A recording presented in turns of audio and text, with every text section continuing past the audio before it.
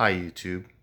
Today I am very excited because I'm going to review my all-time favorite book, Musashi by Japanese author Eiji Yoshikawa. I first found this book in the early 2000s as a 5-volume set. My mother purchased it from a second-hand bookseller, and we only had back then, and we only had 4 volumes of the 5-volume set. I was missing the last one, so I had my father buy this, all 5 volumes in one set.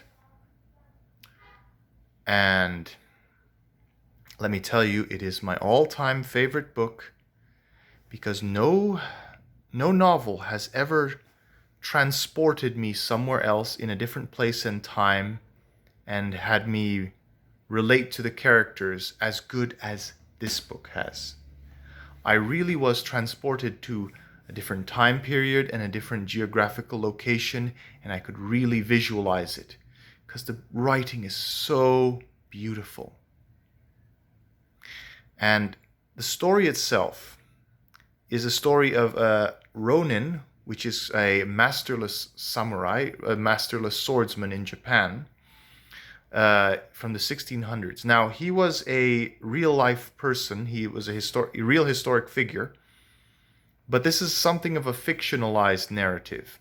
It takes as many real historic events as possible, but it's weaved together overall into a fictional narrative. So all the gaps between historic events, between what they do know, they fill it in, they bind it all together with a fictional narrative. And that's just beautiful to me. That's just beautiful.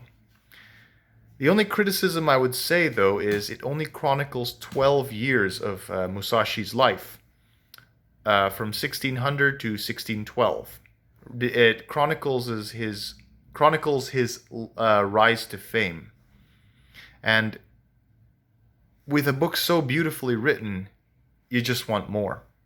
I want to know everything that happened before 1600 and everything that happened after 1612 in his life. Because I just wanted more. This is one of very few books that I've actually read 3 times.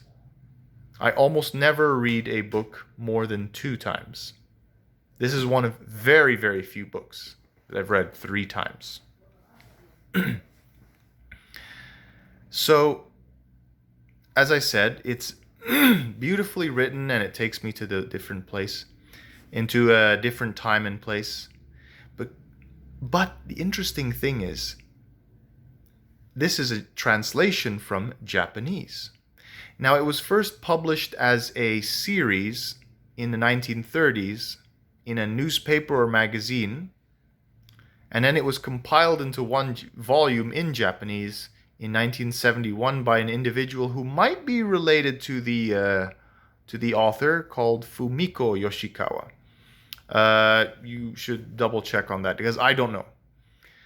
But then in 1981, it was translated into English by Charles S. Terry, and by an individual called Charles S. Terry. And if this is a translation from Japanese to English, if I found the English translation that beautiful, I cannot imagine how beautiful it would be if I actually understood the Japanese language and could read it in its original language. I bet it would be even more epic in its original language. I don't know, maybe some Japanese readers can tell me how they found this book when they read it. Anyway, so I'm not going to mention too many Japanese names and places because I'm going to butcher the pronunciations. Which is why I'm not going to get into the story in this review very much. But yeah, the story has a lot of Americanized feeling towards it. There's like a Wild West feel. Adventure.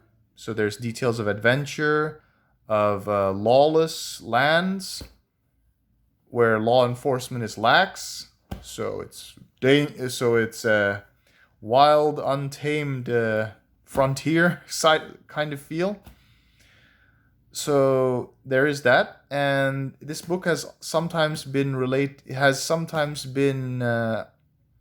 said it's the Japanese equivalent of a book called Gone with the Wind, which was actually written in 1936. I haven't read Gone with the Wind. I probably could talk about it in a future video. So there is that. And yeah, one thing. Now, I said this book is so beautifully written, it transports me to this other place and time. It's so well written. The writing is so poetic. One thing I do like about this book is one particular aspect is sometimes when a character enters the scene, they describe how the person looks like, they describe how their actions and so on. And only when they start speaking, or a little bit later into the narrative, into the chapter, do they actually introduce the character by name. And it might be somebody we already know. It might be someone who has already appeared earlier in the book. But then they reintroduce the character by describing the actions they're taking, like, oh, the swordsman jumps out from behind the tree. And then he says this, and then they reveal, oh, it's that person who appeared much earlier. That's a very interesting way of writing.